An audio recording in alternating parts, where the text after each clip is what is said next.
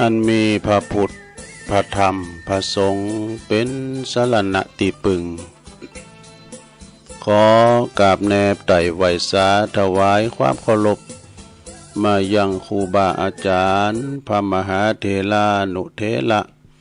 ท่านเจ้าคณะพระสังฆาธิการเนาะพระภิกษุสามเณรเจ้าจุโตนจุองค์กุวัดวาอารามที่ได้ เปิดวิทยุเปิดเครื่องหับเปิดโทรศัพท์ฟังรายการกันอยู่ทั้งบ้านทั้งจองในยามบ่ายเนาะบ่าย3 โมงไปบ่าย3 โมงไปมาก็หมุนคืนมาฟัง รายการสารธรรมยามบ่ายยามแรงวันนี้ซึ่งตามปกติก็จะเป็นรายการของอาจารย์พระครูอภิวัฒนวิกรมรายการเปิ้นก็จะมาดำเนินรายการเนาะเจ้าของรายการเปิ้นนะแล้วก็จะมีผู้ร่วมสนทนาธรรมโดยอีกเนาะแต่วันนี้เนื่องจากว่าท่านอาจารย์เปิ้นติดภาระธุระศาสนกิจเนาะบ่สามารถที่จะมาจัดได้ก็เลยมอบหมายถวายเวลาให้ต้นตัวแห่งตัวลุงแต่จัดรายการเต้นกันไปก่อนนี่นะ ตัวลุงก็เป็นตัวเต้นนะเหมาะเนอะมาฟังรายการตัวลุงก็รายการตัวลุงก็การน้อมนำเอาพระธรรมเทศนามาพองมาเราสู่จู้กันฟังกับพี่น้องศรัทธาสาธุชนญาติโยมที่อยู่ตั้งบ้านตั้งจองยามบ่ายยามแรงอีก็บ่ป้อมีคุณฟังหนักหลายสักเท่าใดเนาะแต่ก็สถานีเฮาก็มีหลายอยู่นะขอบคุณเจ้าของสถานีเปิ้นก็เด้อเดี๋ยวจะลืมท่านบ่ ก็ขอขอบคุณสถานีวิทยุ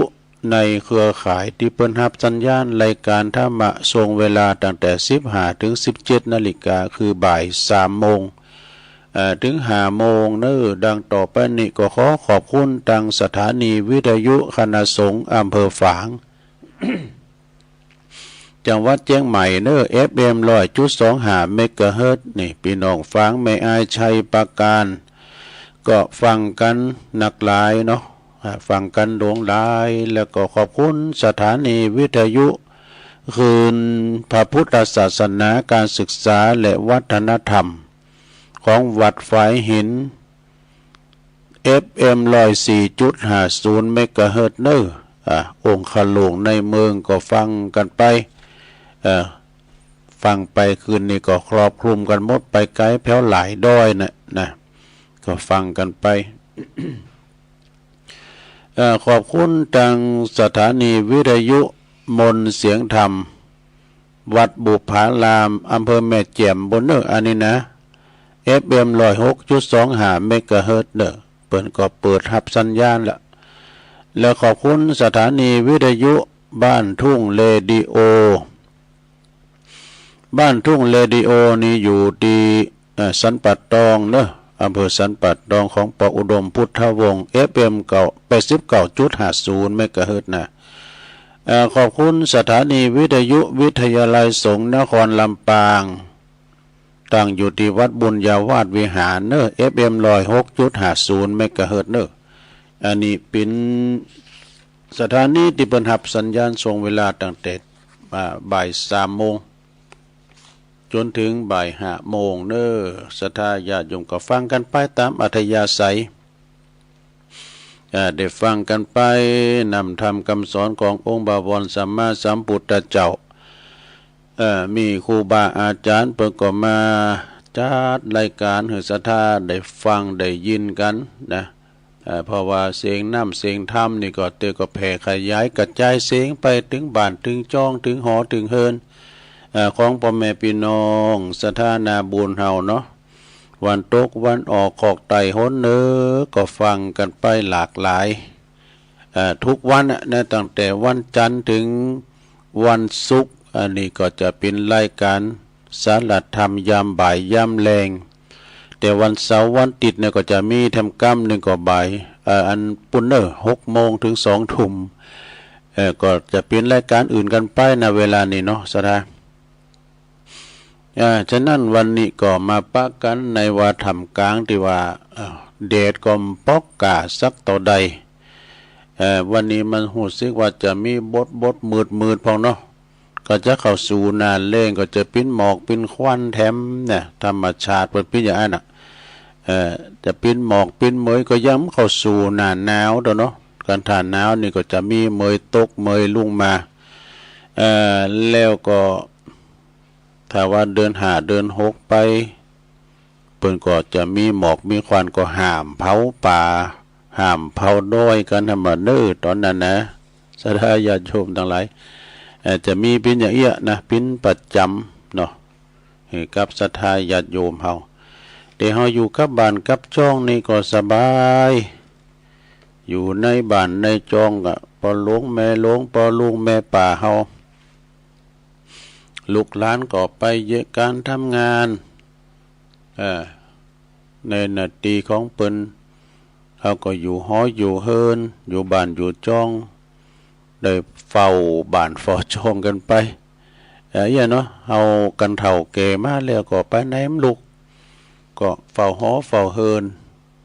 อายุของคุณเฮานี่มันถึงตามที่เปิ้นว่ามันถึงนะ60 70 80ปีนี่ก็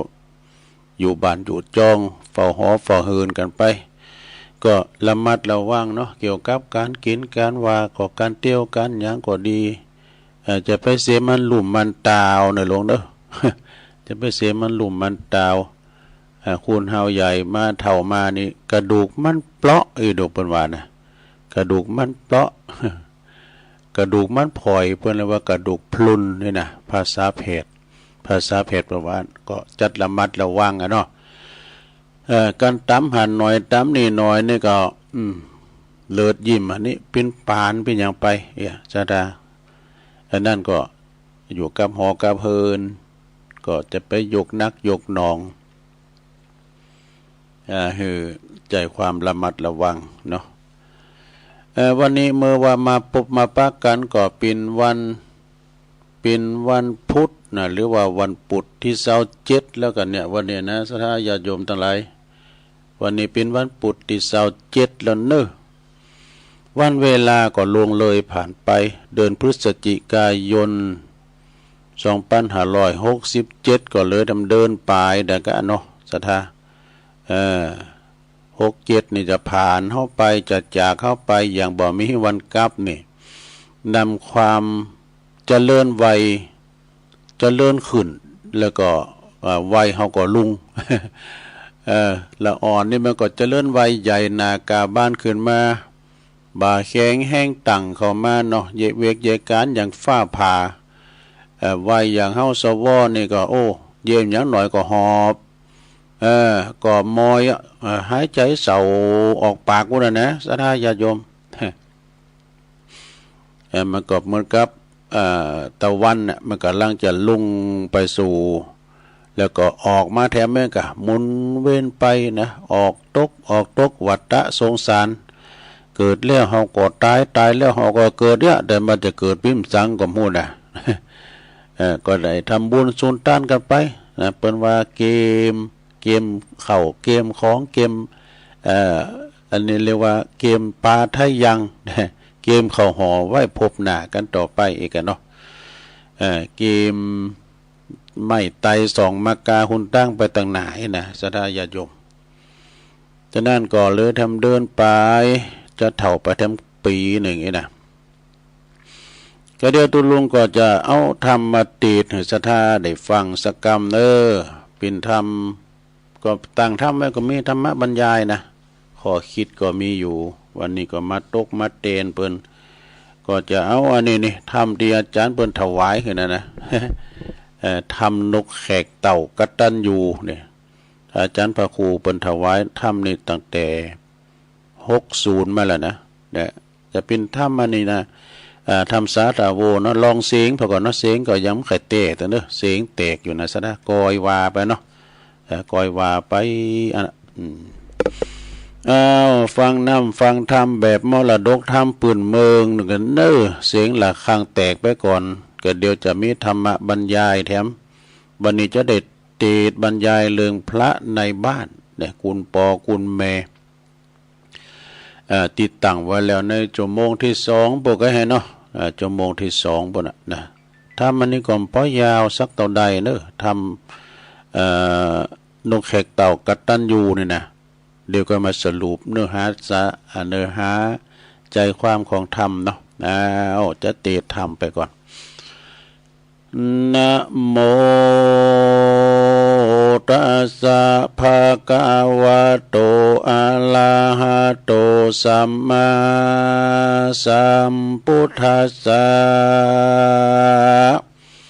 มาตาปิตุอุปาทานังติสาทะโวดุลาสัพพุลิสะตังหลายตั้งยิ่งใจอันหนุ่มมันและเท่าตึงลูกหลานเลนและเป็นลูกเป็นเต้าชาติเชื้อเผ่าวงศาอันมานั่งไว้หับสินภาวนาต่อหน้าครูบาพระสงฆ์องค์เจ้าเมสารูปเจ้าว่าเป็นเก้าเป็นประธานมีใจบานจมชื่นมายกมือ10 นิ้วยื่นยอฟังธรรมจุงโจดจำแจ้งทีจักเป็นที่สอนใจจักจะไขที่บอกฮือปอออกแม่ออกศรัทธามนุสาโลกามีหลายประเภทพระพุทธเจ้าเกยเตเตสนาขอศรัทธาจูผู้อย่าได้เก่าอุกวนทำบัดนี้แด่เตอมนุษย์ทุกชาติภาษาอันเกิดมาในโลกาแห่งห้อง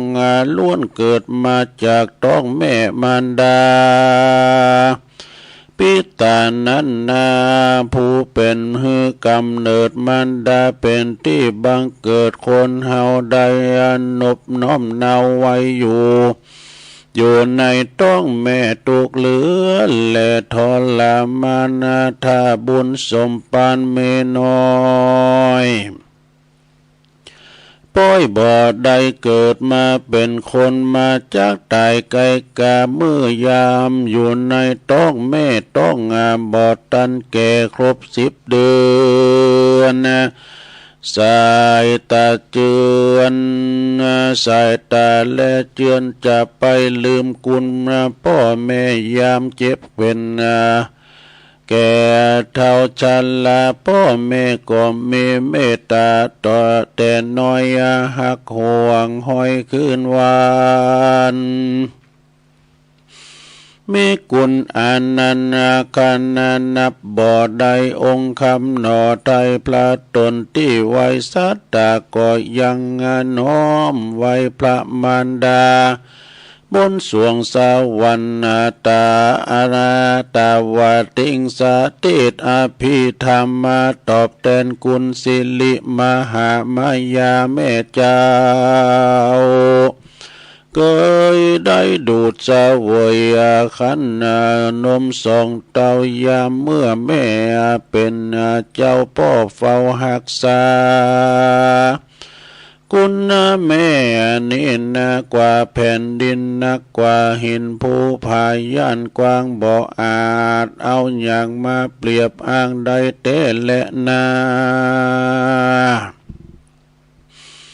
กิละดังได้ยินมาแต่ก่อนพระพุทธเจ้าของเฮาได้บังเกิดเป็นพญานกแขกเต้าโพธิสัตตาอาศัยอยู่ในพันนาป่าไม้งิ้วไกกิวเขาดงดานวันหนึ่งนกแขกเต้าก็ได้ปลาบริวารไปเสาะหาอาหารในป่าเพื่อว่าเอามาเลี้ยงปิตามารดาตามเคยที่ทำมาแต่ก่อนบ่ได้หยุดหย่อนจุวันละมีพราหมณ์คนหนึ่งนั้นชื่อมันว่าโกสิยะพราหมณ์พ ผักงานนาผักพำนักอยู่ไกอาสาลินทิยาคามีวันหนึ่งมีอยู่หันวันหนึ่งโกศิยาพรามก่อใดใจธาตุบริวารไปหวานเข้าสาลีแลนได้สั่งเฮตาธาตาสีฟ้าไวอัตโคโปติสัตโตขังนั้นปายานกแขกเต่าโปติสัตเจ้าตาได้นำนกบริวารไปหาอาหารมีใจบันจะชื่นสุขก็ไปพบใส่ให้เขาจึงปาบริวารนกแขกเต่าลงกินเป็นอาจินบ่ขาดกันกินอิ่มแล้วก็ยังบ่พอจิตใจนกกึดหาพ่อและแม่อันแก่เท่าจะลาอาตินลักเอาลวงเขาก้าไปเลี้ยงพ่อแม่เจ้าถึงวันเจตปาโลฝ่ายอันว่าคนใจเฝ้าให้เขาสาเลียจึงไขว่าติบอกกล่าวแก่โกศิยพรามผู้เป็นเจ้าของจึงสั่งให้คนใจนั้นพกผ่องจับมาให้ได้อย่าได้เอาค้อนไปไล่บุบตีทาสขาทาสก่อใจวิธีหาเชือกยาวเลี่ยมมาแบ่งเป็นบ่วงแปลงแหวห่วงตัดที่ต่างมายาของนกพายานกแขกเต่าโปติสัตเจ้าตาสัตตาจนถึงเวลาข้าใจจับมาได้ก็เอามามอบไว้ให้เจ้าของสวนก็มีวันนั้นแล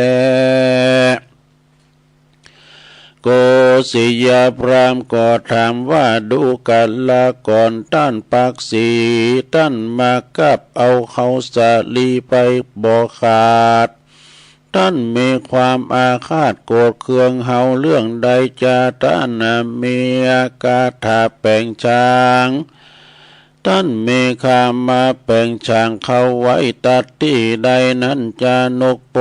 ติสัตเจ้าก็ตอบว่าเฮาบ่ได้โคตรเกียดเบียดเบียนคุยเฮาบ่มีสั่งเขาเฮาเอาเขาสาลีนั่นไปเลี้ยงพ่อเลี้ยงแม่มารดาบ่พ่อแม่ได้เลี้ยงเฮามาแต่น้อยโกศิยพรามเฮยดังนี้แลนะเฮาได้เอาเขามาแบ่งไว้ปริศนาปัญหาข้อจักเก่าย่อฮือท่านเข้าใจคนหนึ่งนั้นนะเฮาก็เอาใจนี้เก่าตอบแทนคุณพ่อแม่เจ้าแก่ชราหากินบ่ได้ข้อที่สองนั้นเฮาก็เอาฝังดินไว้เกลือว่านก เกลือว่านกปูเปื้อนตั้งไหลไปไหนมาไหนบ่ได้เจ็บป่วยใครเปียนาควีปีกขนปีกมีเหินบินบ่ได้เลี้ยงเขาไว้พ้นจากทุกข์พานเป็นของตานฝากฝังไปนาท่านก็ได้บุญบ่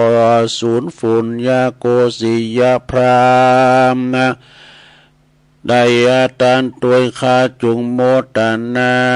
เอาข้อที่สามนั้นเอาเขายืมบ่ลงบ่ลืมพุทธาอ่อนน้อยมีปีกห่างเพราะยังบ่แข็งแรง บ่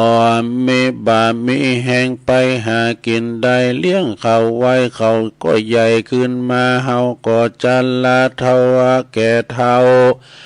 พุทธาลูกเต้าก็จักมาเลี้ยงดูเฮาเฮือเขายืมไปก่อนเฮือเขาใจผ่อนปลายลางจึงงานใดกาบเอาเขาสาลีไปก็ย้อนหวังดังนี้แหละนาพรามเฮยโกศิยาพรามได้ฟังนกแขกเต้าโปติสัตว์เจ้าตอบกำเก่าอูก็มีใจชื่นสู่ยินดีมีพรหมวิหารดีตั้งหามีพรหมวิหารตั้งสีก็มีใจคุยเจยบานถึงเป็นสัตว์เดรัจฉานก็ยังมีศีลธรรมงามหายากแต่ใบมนุษย์ลุ่มไตยังไร้ศีลธรรมบ่หูเขาลบคบยำพ่อแม่ใจบ่เผื่อแผ่เนละกุลนกแขกเต่าโปธิญาณก็ยังได้สร้างกุลลงพยาบาลไว้นกงานน้อยใหญ่เจ็บป่วยเมื่อยใครก็ได้ช่วยกันรักษามนุษยาภาวนาหายากแต่นักนาโกศิยาพรามฟังแล้วก็มีใจผ่องแผ้วปิติยินดีได้มอบให้เขาสาลีฮือแก่นกแขกเต้าไว้เป็นเจ้าของบ่ฮือใดหมองมนเศร้าเลี้ยงลูกเต้าและบริวารจนหมดจนเสียงนั้นก็มีด้วยประการดังนี้แหละนาเนทิตาขียาอันเตสานาทำเรื่องนกแขกเต่าตอบแทนคุณพ่อแม่ก็มีเต่านี้ก่อนแล้วก็บางกรมสมเลสเด็จแล้วเต่านี้ก่อนแล้วสาธุสาธุสาธุเป็นทำกล่อมแต่ลงนะทำกล่อมแต่เป็นทำนกแขกเต่านกแขกเต่านี่มีความกตัญญูนี่ตีว่าปีนโหนหน้านกแขกเต่าแล้วก็มีบริวารนักหลายเนาะนกแขกเต่านี่นะนกแขกเต่านี่จะเป็นนกเนี่ยนกกาแกเนี่ยมันจะนกแขกเต่าเนี่ยไปหู้จักของนกแขกเต่านี่นกแขกเต่าเนี่ยจะเป็นนกแก้วนกคุณทองเนี่ยกันเนาะเปิ้นก็ไปมีความกตัญญูกตเวทิตากุลต่อปิตามารดาได้เข้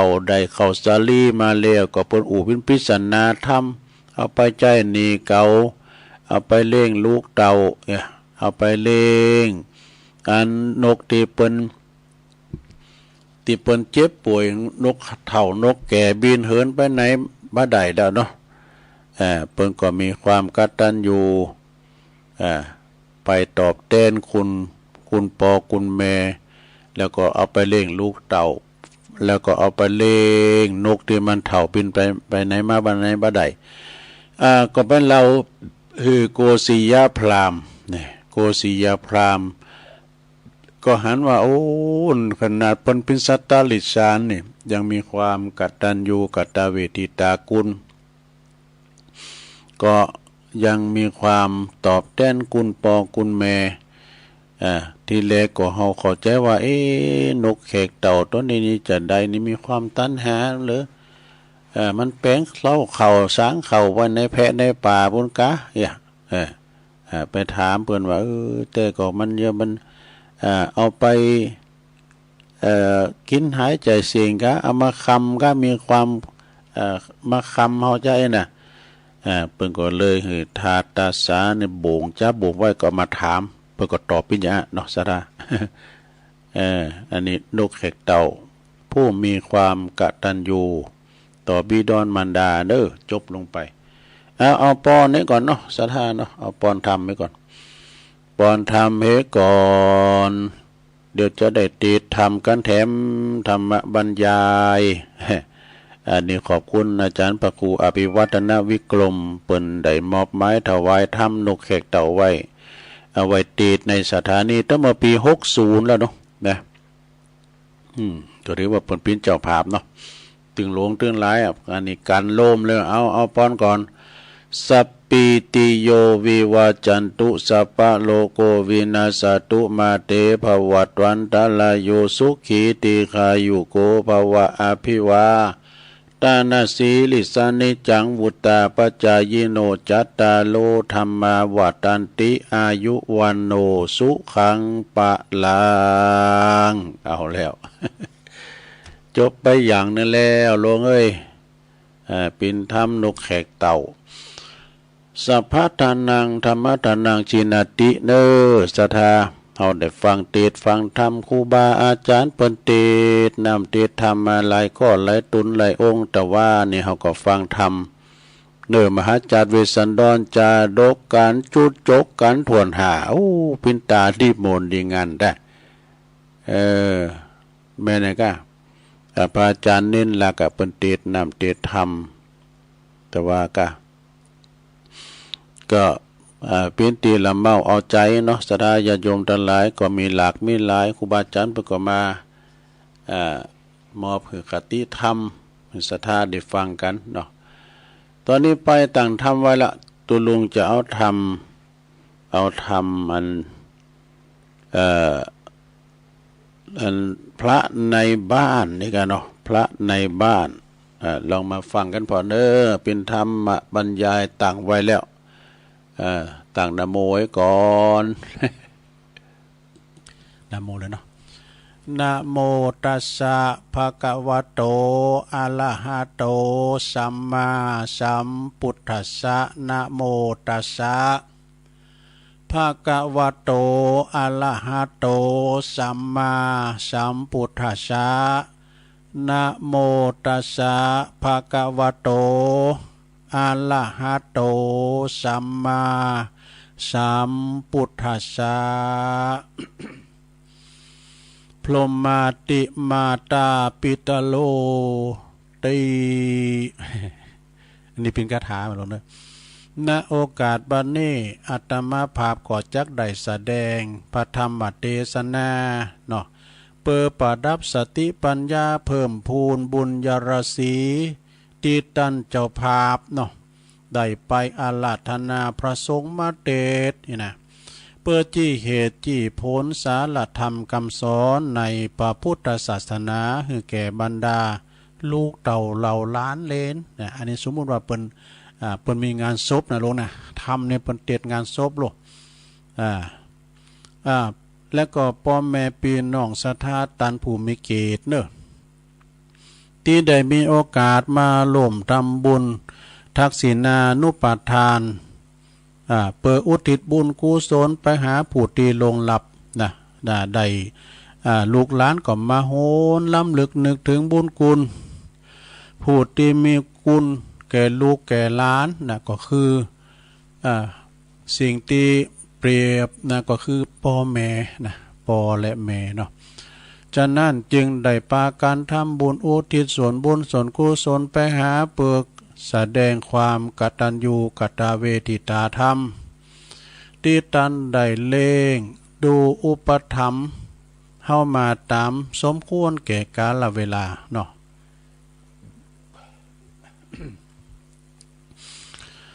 เพราะว่าพระคุณของพ่อของแม่หรือว่าพระพรหมของลูกนี่พระพรหมนี่มีสีหน้ากันนะลงเด้อมีมากมายนะบุญคุณของพ่อของแม่มีมากมายมหาศาลดังกำโบราณบัณฑิตนักปราชญ์เปิ้นเปรียบเทียบไว้ว่าคุณพ่อคุณแม่เนี่ยได้เอาหยังมากกว่าถึงตึกเต้าถึงแม้จะเอาโลกตึงโลกนั้นมาปิ้นปากกาเอาฝ้าตึงฝ้ามาปิ้นกระดาษเอาน้ำตึงมดในมหาสมุทรมาปิ้นน้ำมึกหวาดก็ยังเขียนประกาศบุญคุณของพ่อของแม่สุดมันสินะท่านนี่ก็เพราะว่าท่านทั้งสองนี่นะเป็นผู้ตีหือกำเนิดเกิดเข้ามาดูเกิดชีวิตแล้วก็ปัจจัยวิญญาณนะเป็นทั้งพระเทพแล้วก็พระพรหมนี่ดูแลรักษาทุกอิริยาบถนะ มีความฮักอันบริสุทธิ์พุทธผ่องต่อลูกทุกคน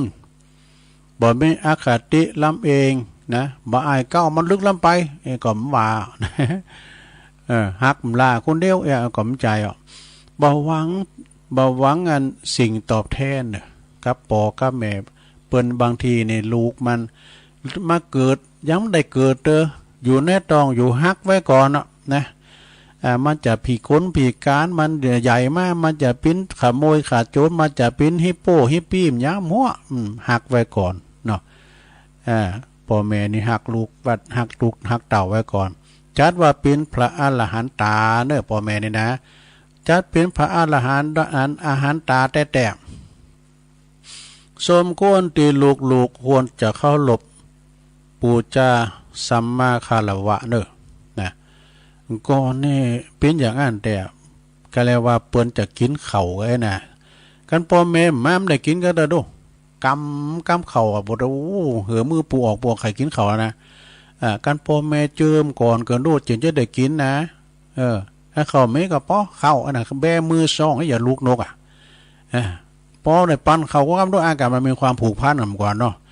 ป้อเข่าแบมือซองให้อย่างลูกนกนี่ปากตลอดนั่นแหละแล้วเดี๋ยวนี้พอพ่อแม่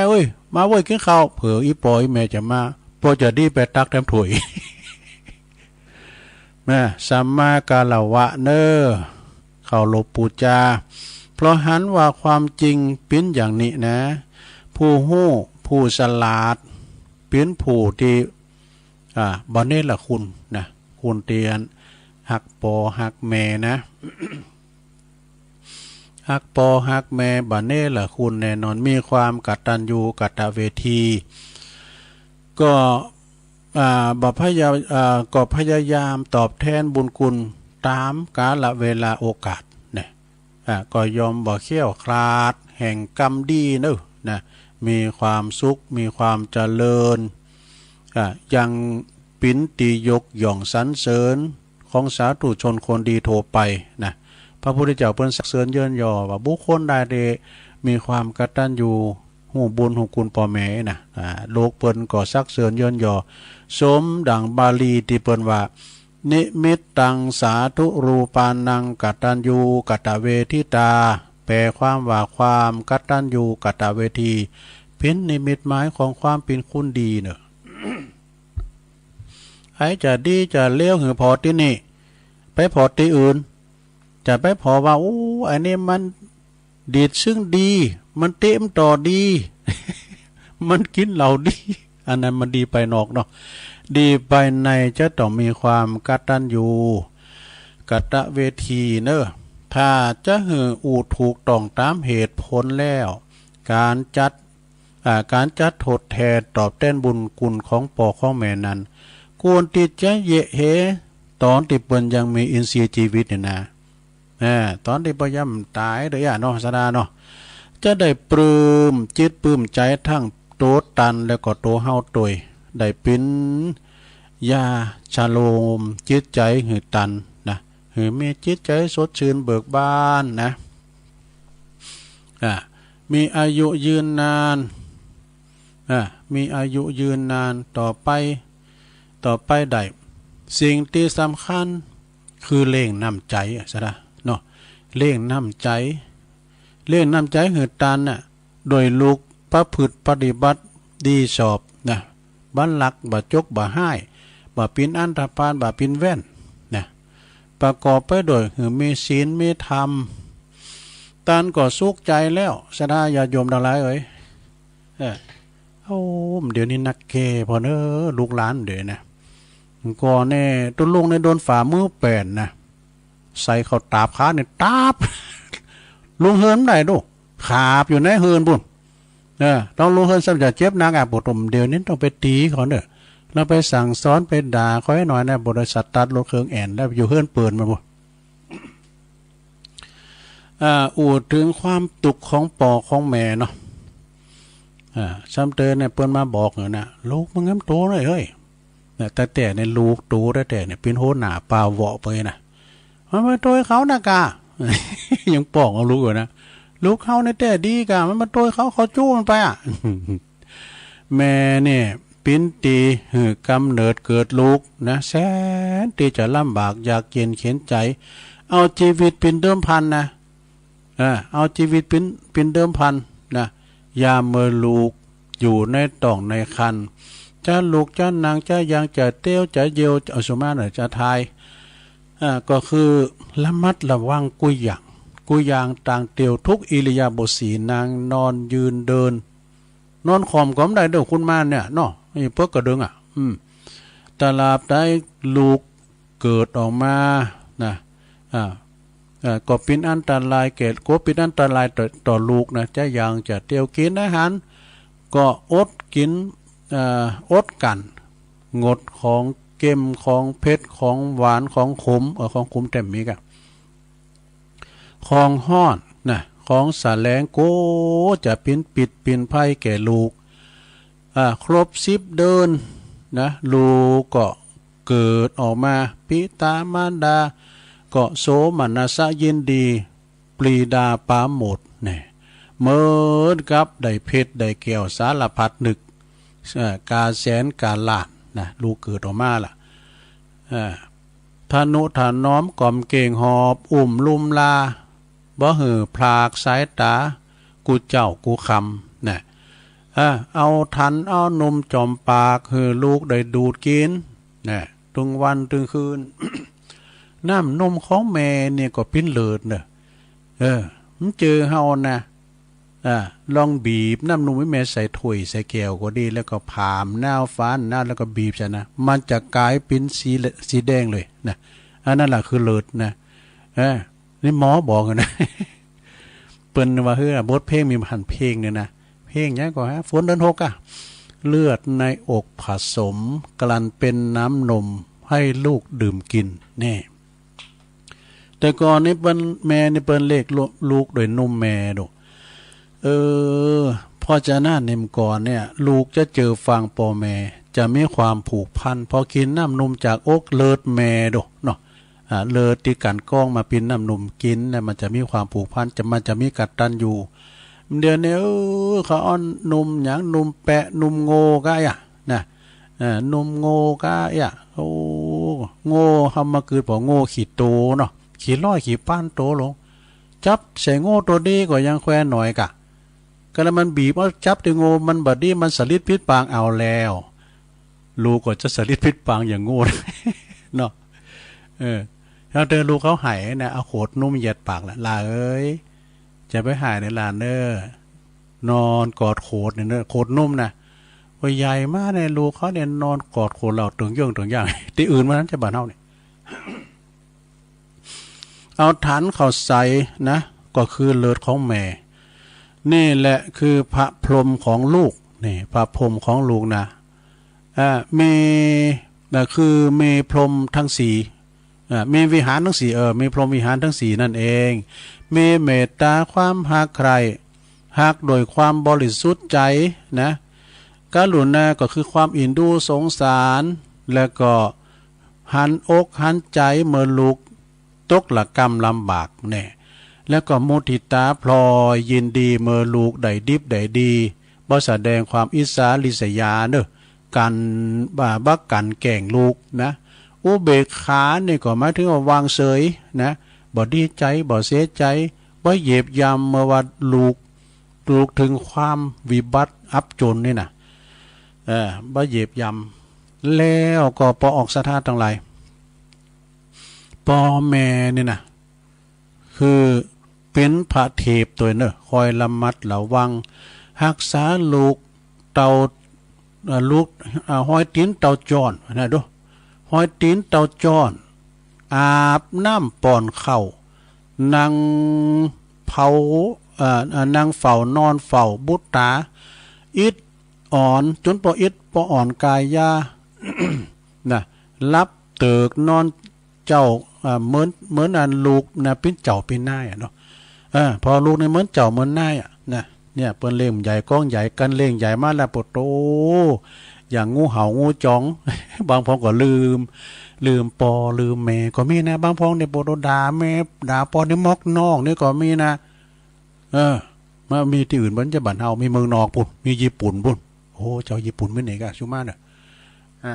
มันจำเตือนนะปุตโตเอ็กซาเอ็กตามเราปุตโตปอแม่เป็นน้องเนี่ยบางพร้อมก่อนละปอละแม่ไปตกตกอันเคยตกป้ายที่อื่นโอ้ละปอละแม่ปากมองต้องแหกที่อื่นพุ่นนะเนาะมีข้าวหามันบดหนึ่งไปบอกก็เลี้ยงใหญ่มาแล้วเต้าหงเต้ากามาตอดตุมลาขว้างไว้เสียจ้อยบอกเกิดทอดตัวเมื่อยามหนุ่มน้อยแม่พอคอยดูเจ้าอยากตุกเมื่อกลางคืนเย็นแม่กึดนั่งลูก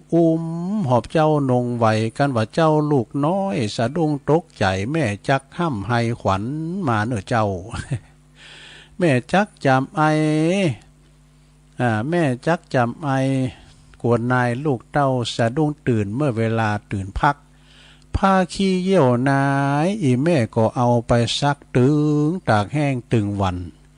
เลี้ยงใหญ่มาแล้วมะม้อยจอมขวัญมีใจมอยดำปากห้าวสัวก้ายามเมื่อปามานอีแม่ก็ก้องหันหน้าวางปึ้งบุญกุลยิ่งนักเลี้ยงใหญ่มาแล้วกลายเป็นเพศยักษ์บ่กึดฮอดอันบุญกุลแม่ได้หอบเลี้ยงกำจูอุดหนุนแม่วังเป็นคุณเมื่อยามแก่เท่าปุโน อีปอยแม่วังเป็นคุณเป็นบุญยามเมื่อแก่เท่าซะแลแก่สลาปุโนเนาะฉะนั้นภายที่มีปอมีแม่ที่เตี้ยวดุ่มที่ปิ้นอยู่นะเอากะใจใส่เปิ้นเด้อเพื่อจะกินหยังปออยากกินแกงเฮ็ดโดนะเดี๋ยวบุตรเอาพักปังมือดูนะโอ้โธ่มันมืนหยับ มึงเอาประกาศมือเลยโอ้ปอกายบ่อยเนาะยามมือปอแม่รับนอนก็กูลูกเป็นอันตรายจักเข็บแมงป่องก้าจะมาคบมากัดมันระวังไปหมด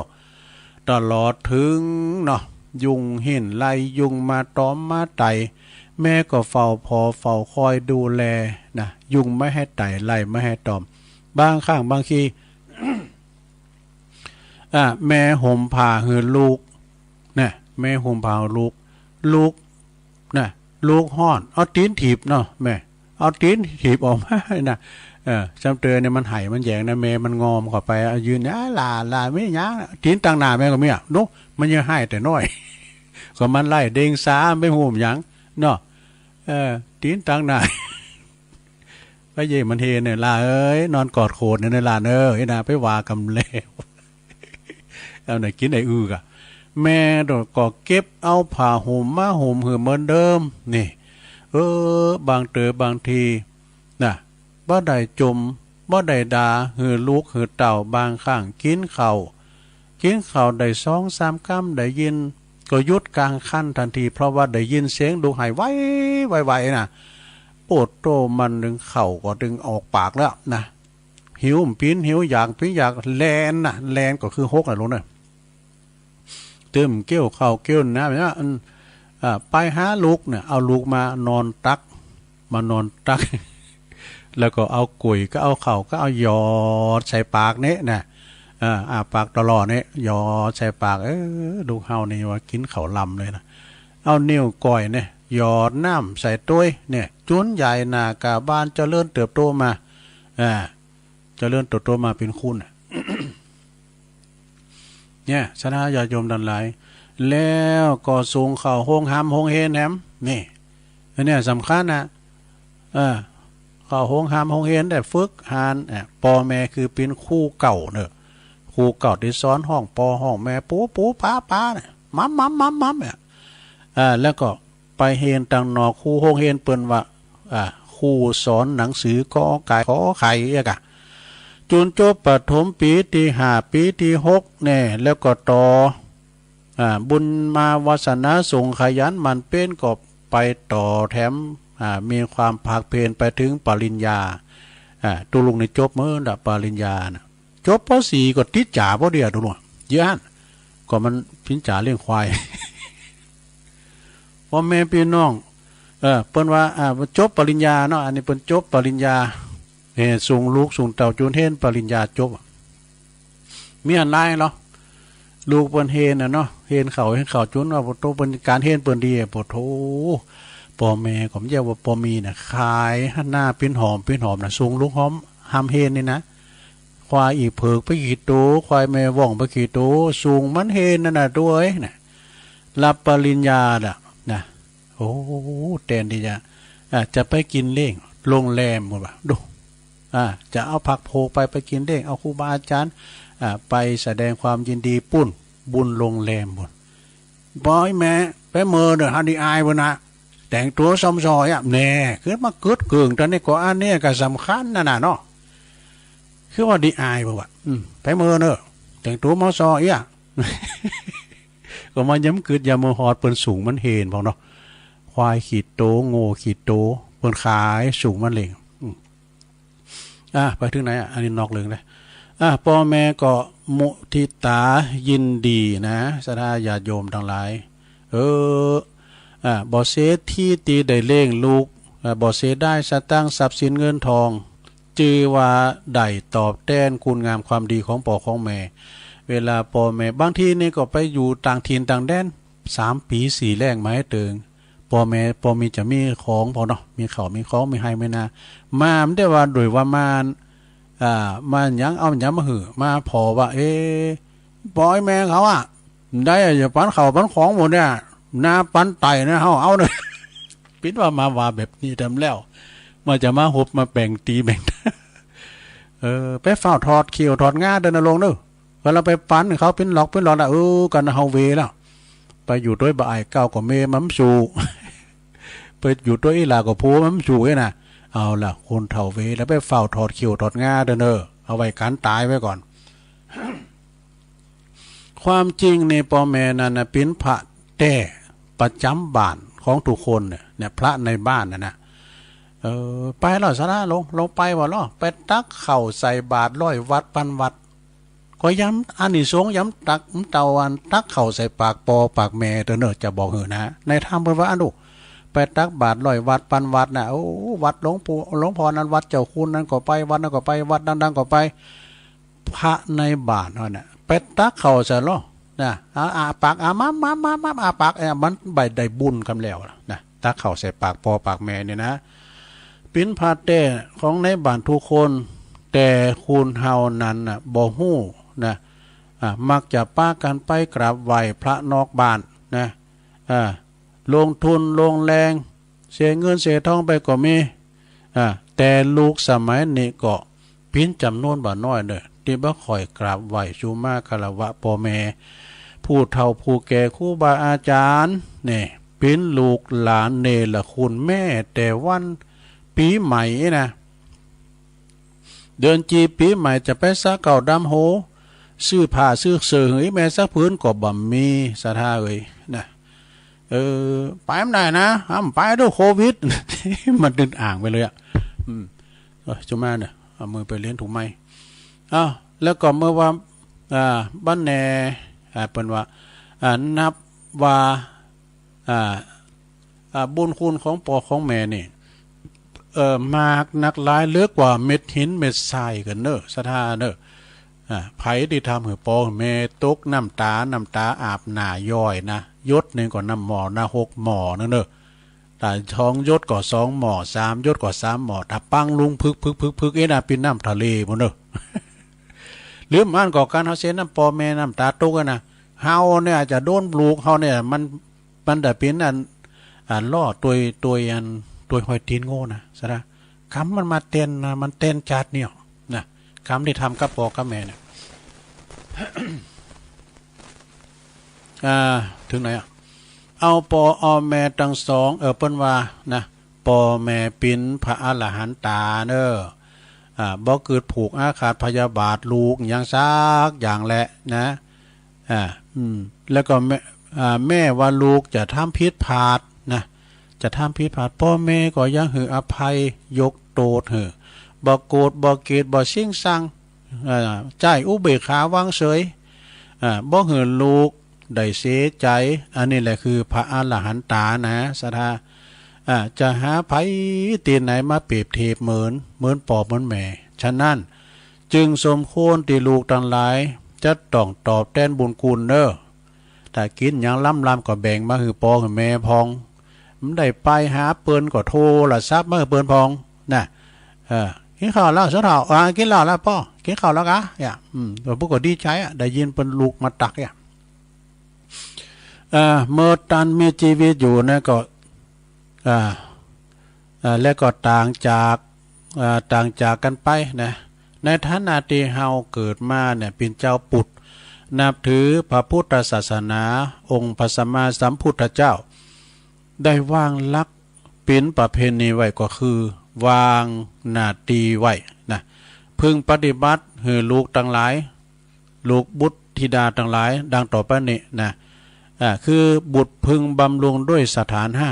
คือหนึ่งเปิ้นเล่งเฮามาก็เล่งเปิ้นตอบนะสองช่วยทำกิจธุระของตันสามนะเวลาเปิ้นเจ็บป่วยเมื่อไข้ก็ไปดูแลตันนะสี่ประพฤติตนโตเป็นคนดีคนดีเป็นคนรับทรัพย์มรดกห้าเมื่อว่าพ่อแม่สินบุญไปแล้วต้านก็เข่าของเปิ้นกะเด้อโอ้บางพองใน3 ปี4แลงบ่เคยต้านก็เข่าของอีแม่แต่คันเดียวล่ำยั้งมันจะมากลับมาจูเฮาเนาะเทวดาเฮาได้6ดำรงวงตระกูลไว้เล่งดูกับเล่งร่างกายตันเล่งน้ำใจเป็นอย่างไรแล้วก็เล่งร่างกายนั้นเป็นอย่างไรก็ได้แก่เมื่อว่ามีเวลาตอนเจ้าตอนแรงทำอาหารการกินไหวหือตันนี่กันเนาะอีปอเปิ้นมักหยังอีแม่เปิ้นมักหยังน่ะเปิ้นอยากให้กินหยังอยากกินจะสอบอันใดมาสอบมาของข้าวของหวานนี่น่ะตีปิ้นตีกินแล้วก็สะดวกก็โค้นควายมาหือนะเมื่อว่าเปิ้นนอนนะเปิ้นจะนอนก็คือเปิ้นนอนสบายถ่ายเทสะดวกอากาศถ่ายเทสะดวกสบายโอ้หลายมันก็ลมเต้นโจไปกะมันอู่ไปทางนอกล่ะซุมาเด้อบ่อับบับซกกะปกนะตีรับตีนอนเปิ้นนะก็พอก้อยดีๆมีห้องถ่ายนักถ่ายเบ้าเตรียมพร้อมได้ง่ายๆเด้อเพราะว่ายามเมื่อเฮาเป็นเด็กอ่อนเด็กขาเนี่ยพ่อแม่ก็ป้อนข้าวป้อนน้ำคือเฮากินนะของกินนั้นได้บ่ดีบ่ล้ำเนี่ยบ่อร่อยนะบางทีเฮาก็งอนอ่อนปออ่อนแม่เนาะก็บ่พอใจกับอีปออีแม่น่ะถึงกับเอาทิ้งเอาควางไปก็มีนะมันงอนพิละอ่อนเนาะกินปิ้นตีสมาเนี่ยปอแม่นี่ปิ้นตีล่างขี่ล่างเยวหยังของเฮาน่ะยามเมื่อเฮาไล่เด้งสาจะปิ้นละอ่อนได้ขาของลูกๆเฮาก็จะต้องใจนี่ทดแทนใจนี่กรรมทดแทนบุญคุณพ่อแม่เด้อเรียกว่าทดแทนค่าน้ำนมนี่ตันสาธุชนพอออกไม่ออกตันผู้ฟังทั้งหลายนะคุณเฮาเนี่ยบ่เหมือนสัตว์นะขอสัตว์เหมือนกันคุณเฮาในสัตว์ประเสริฐด้วยสัตว์ที่ประเสริฐนะมีมันสมองมีความคิดดีเลิมนะแปลงไปเพื่อบินหมดเนี่ยลิงมันแปลงจะจางเนาะมีความหู้มีมันสมองนะสำหรับมนุษย์คุณเฮานี่นะพอผอมหมูก็สุมาน่ะหมูหมาเตอะนะมันบอกหู้ว่าไผปิ้นไผปิ้นปอปิ้นแม่มันแต่มันหู้ว่าดูดกินนมแม่มันยามเมื่อมันคลอดเกิดใหม่ๆได้เนาะนะพอมันใหญ่ขึ้นมามันก็บอกหู้ว่าไผปิ้นปอปิ้นแม่มันเนี่ยนะสตาลิสานนะรู้นะ สำหรับคุณเฮาเนี่ยถ้าว่าบ่ฮู้จักบุญคุณของพ่อของแม่ผู้บังเกิดเกล้าแล้วนี่บ่ปฏิบัติเอาใจใส่ดูแลพระพุทธเจ้าเพิ่นตรัสไว้ว่าเหมือนไม้ลอยน้ำยังดีกว่าคือว่าหรือว่าตีตันว่าไม้เต้าคุณเฒ่านี่นะยังดีกว่าลูกเต้าเนรคุณเนี่ยไม้เต้านี่มันได้หลายอย่างเนาะไม้เต้านี่นะไม้ลอยน้ำมันแห้งมาก็เอามาแป้งโลแป้งฟื้นได้เนี่ยเอาแป้งโล1เข้าแล้วก็ไม้เต้าของคนเฒ่าเนี่ยเอาพยุงกาย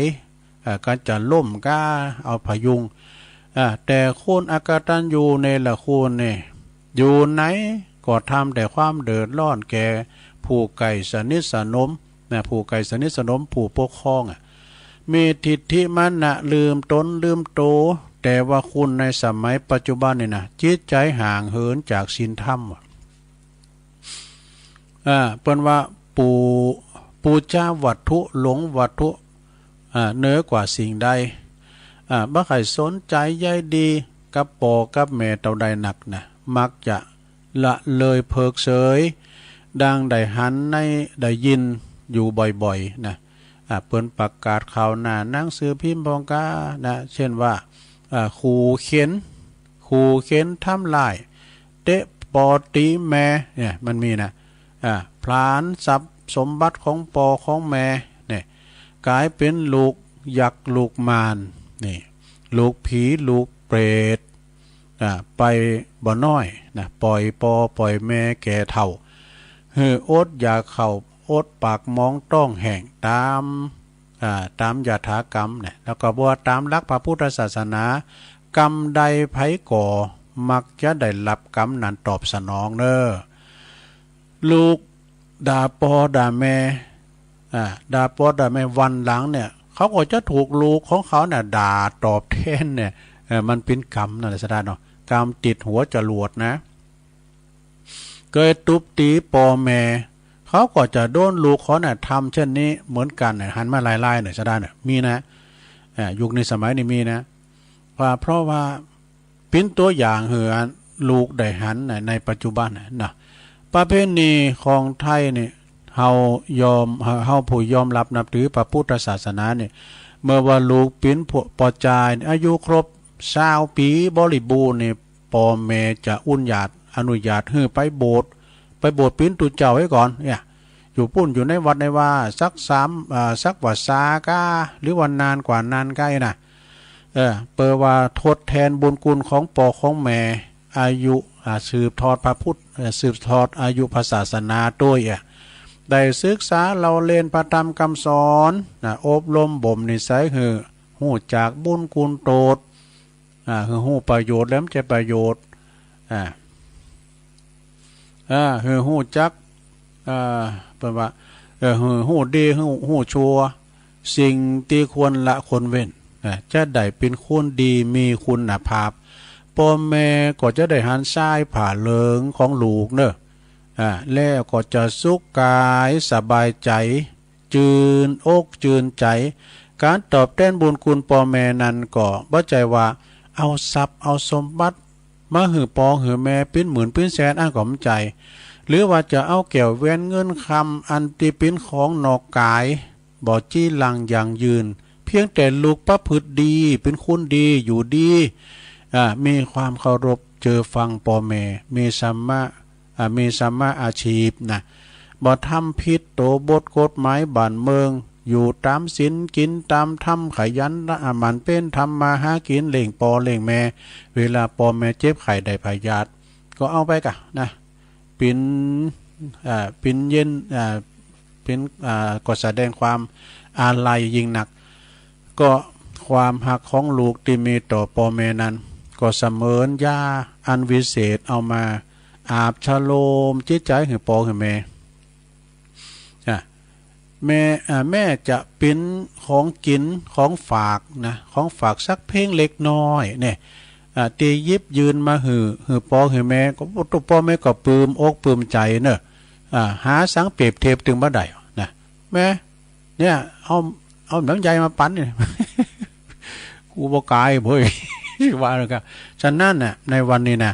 บรรดาศรัทธาญาติโยมทั้งหลายได้ฟังนำธรรมคำสอนนะในเรื่องพระคุณกตัญญูนะกตัญญูพระในบ้านนะพระในบ้านก็คือปอคือแม่เนี่ยคุณปอคุณแม่มีนักมีหลายนะศรัทธาพระคุณปอนี่มี21คุณแม่มี12ถ้าบักคุณนางป้องกินอิ่มวันคำเดี๋ยวกันเนี่ยสหตีกันเนี่ยเมื่อตันตัง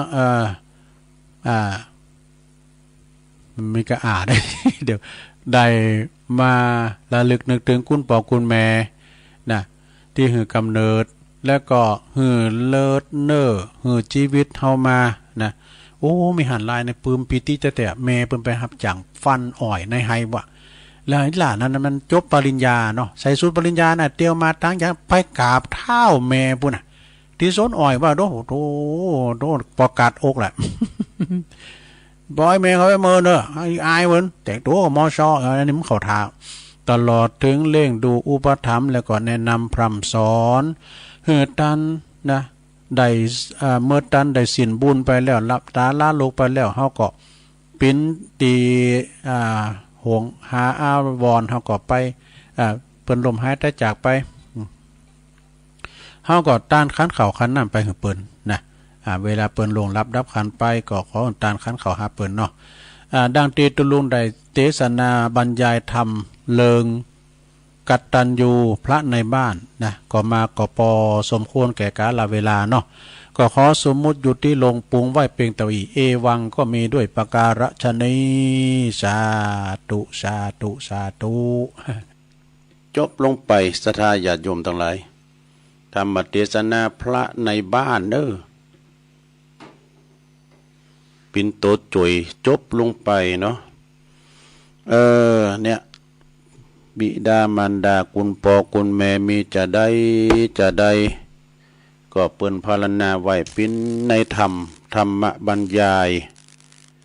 ธรรมบรรยายนี่ก็คือว่าเป็นธรรมที่เปิ้นได้ก่อนใกล้ออกมาจากในหนังสือเนาะในหนังสือก็ตุลงก็เอามาเทศนาศรัทธาได้ฟังกันนะก็เด็กก็จะสอหามสังแหมอยู่โดยทำเป็นชั่วโมงพุ่นเนอะศรัทธา ที่ได้มามาจากันนะศรัทธาเฮาก็กันไปจากันไปตอนค่ำตอนแดงอีคุณเปิ้นไปเยการกันก็มีกับหมู่เฮาน่ะได้ไปไหน กันไปเนาะเอาปอนเนี่ยเนาะเอาปอนน้ำหลอบเนาะปันป้อนทำหลอบเนี่ยเกิดเน้อศรัทธาเน้อโธ่ปอนป้อนทำให้เกิดเน้อสัพพิติโยวิวัจจันตุสัพพะโลกวินาศตุมาเต ภวัตวันตรายโยสุขีติคายุโกภวะอาภิวาตานาสีลิสานิจังวุตตาปัจจายโนจัตตาโลธรรมาวัฏันติอายุวันโนสุขังปะลังเอาแล้วแต่ยอบอย่างไอ้กำก่อนนะหลวงเนาะยอบอย่างไอ้กำนึงก่อนก็เดี๋ยวก็มาว่ากันในตอนต่อไปเน้อศรัทธาเน้อเดี๋ยวมาว่ากันแถมเจริญพร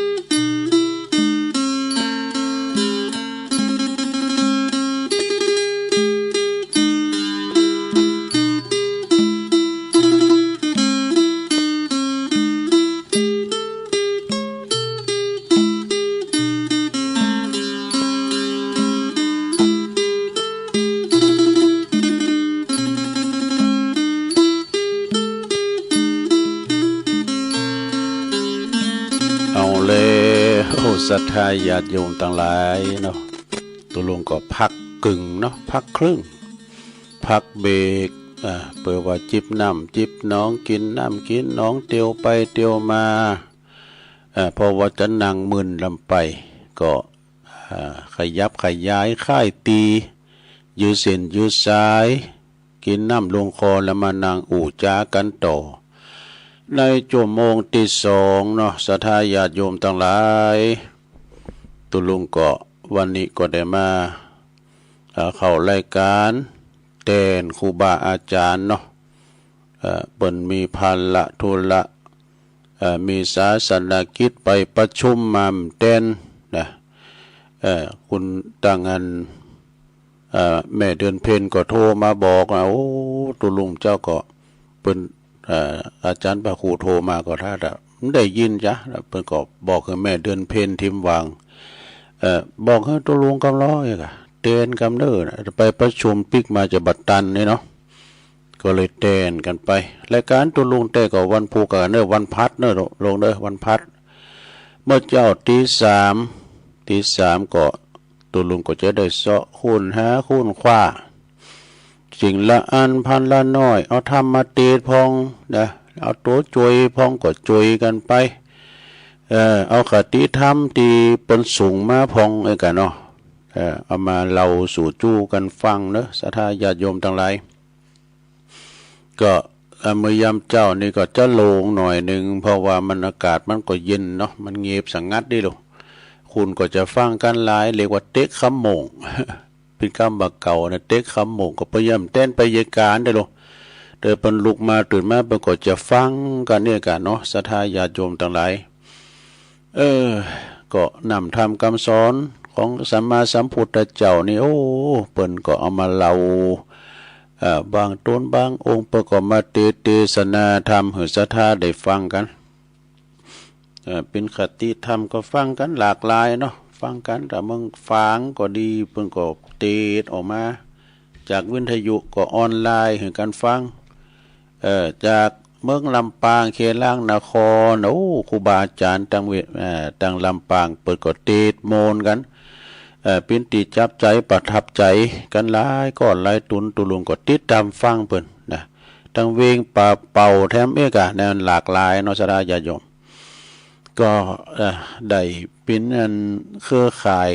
ฟังนำฟังธรรมกันไป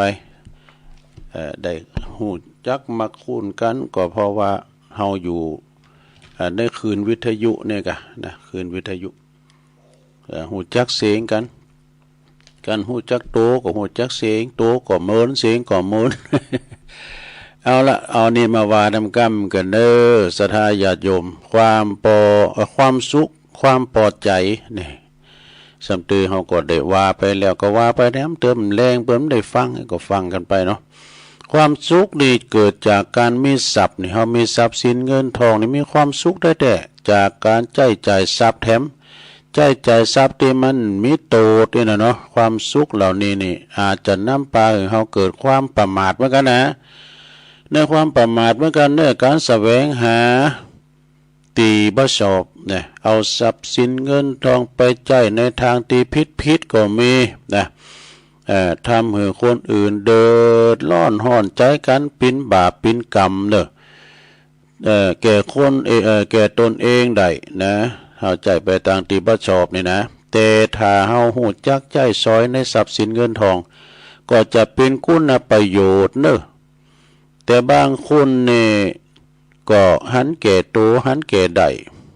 เปรียบเงินทองในปิ้นพระเจ้า จะบันดาลความสุขหือ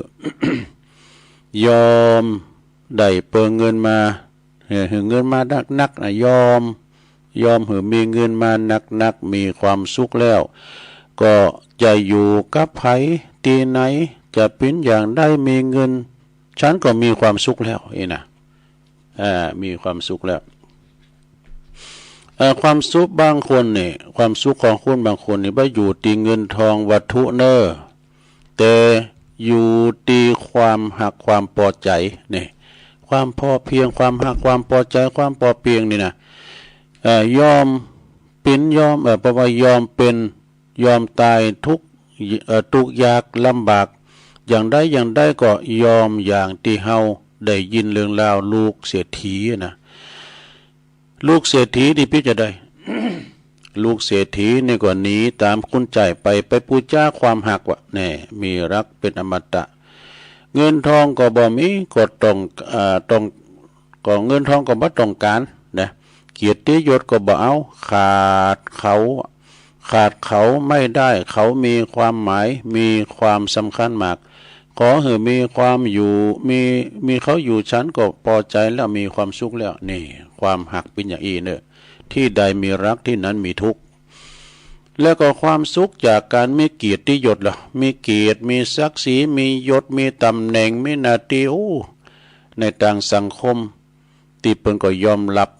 จะเสียสละเท่าใดเท่าเงินเท่าใดเท่าการมีเงินทอง